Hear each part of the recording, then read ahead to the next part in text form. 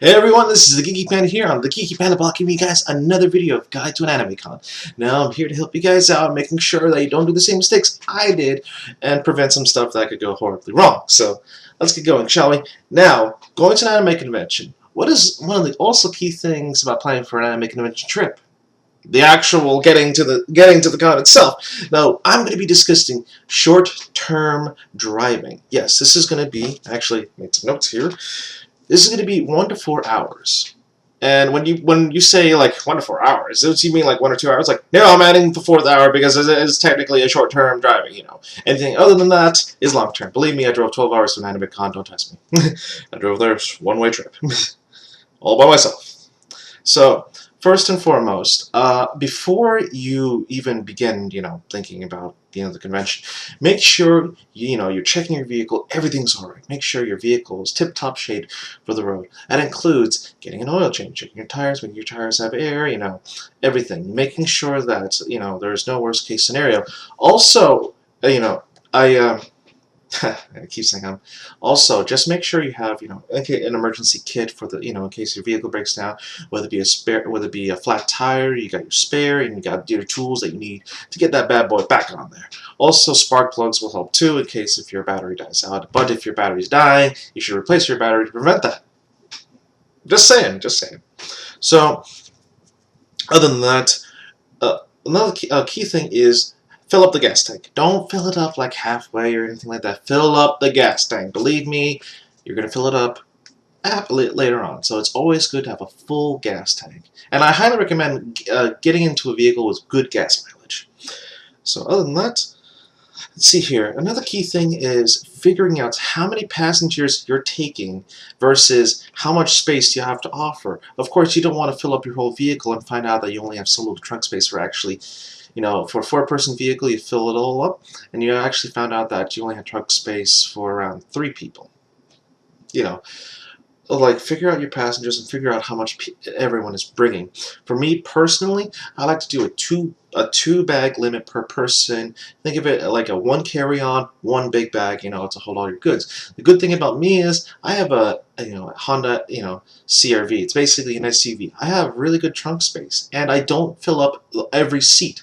For me, last time I can fit 5 people, but I only decided to fit 4 comfortably with all because of all our luggage space. So please, just do the ratio of, if you have a 4-person vehicle, fill it up around 3, because luggage space will be interesting. So just food for thought. Also, another key thing is prepare your music. Cell phone, plug it in with plug in the audio to your vehicle. Make sure you get some good radio stations going. Just prepare your music, because just talking to your friends and all that stuff. It's all nice, but it's nice to have that road trip music going on. So it's always good. Let's see. Also, very, very important. Clean your vehicle before you go. Make sure you have a tip, other than making sure your vehicle is ready to go via, the maintenance-wise. Make sure it is ready to go cleanly-wise. Yes, take out all the garbage, clean down stuff, air freshener, everything. Just clean up your vehicle, because you're gonna dirty it up anyways. It's always good to drink water. Now, we already did the emergency part. Oh yes, depending on the season.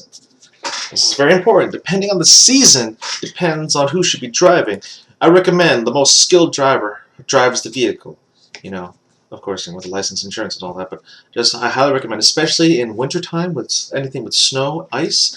Please be careful when driving those conditions. I've been driving for about 2 to 3 years now, and I've gotten a lot better with driving in snow, so I know what to expect in ice. Rain, rain is another tricky thing, because in some situations you can go just normal speed. Other situations you might have to take it slow. So just be aware for seasons. I always highly recommend the most experienced driver drives you there.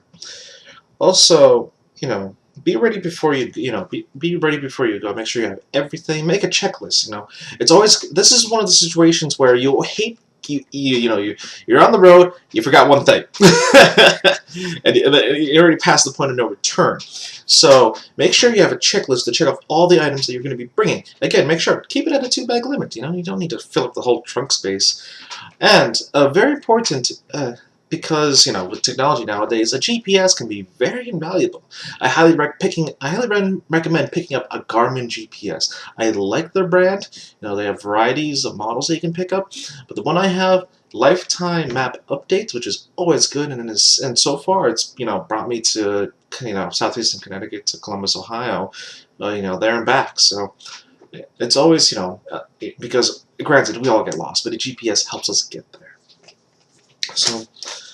Other than that, when you're driving out on the road, when you're driving out there, 1 to 4 hours, it's always good, before everyone leaves, just tell them, hey, just go to the bathroom, go to the bathroom before we make the road trip, or go to, go have a snack.